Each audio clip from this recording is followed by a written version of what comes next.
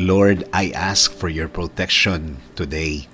Panginoon, please give me always your protection. Sa gulo ng mundo ngayon, kailangan ko ang iyong proteksyon.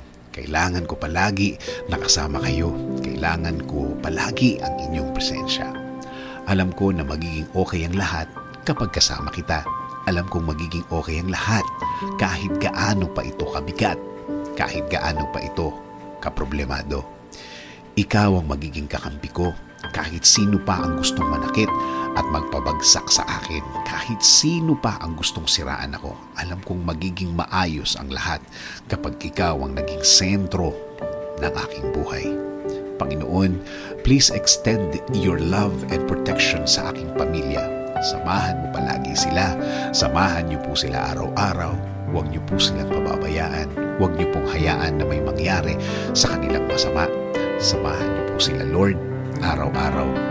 Ilagay niyo po palagi sila sa ligtas na lugar. Give them the right direction. Lagi niyo po silang bigyan ng malinaw na pag-iisip. Bigyan niyo po sila ng talino. Bigyan niyo po sila ng tamang guidance. Kung kailangan man nila ng tulong, bigyan niyo po sila. Padalahan niyo po sila. Huwag niyo pong hayaan silang mag-isa. Lagi niyo po silang alagaan. Lagi niyo po silang samahan.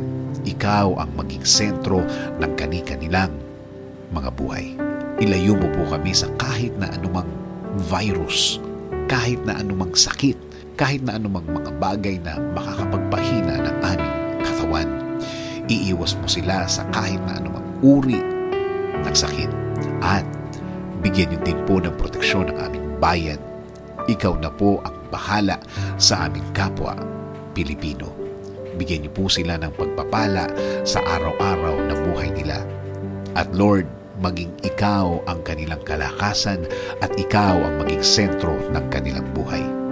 Itinataas po namin ang lahat ng aming problema at kinakaharap sa buhay namin ngayon. Patuloy kaming lalapit at laging kakapit sa inyo, Lord.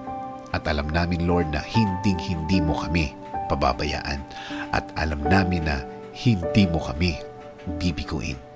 At sa dasal na ito, iniimbitahan po namin kayo, Lord, na patuloy niyong pasukin ang aming mga buhay. Kayo po ang gagawin naming sentro ng aming araw-araw. At alam namin na kapag kayo ang nilapitan namin, hindi kami mabibigo. Salamat sa inyong pag-aalaga at pagmamahal. Alam namin na kasama po namin kayo sa lahat ng pagkakataon, sa lahat ng oras at sa lahat ng kaganapan sa aming buhay. In Jesus' name we pray. Amen.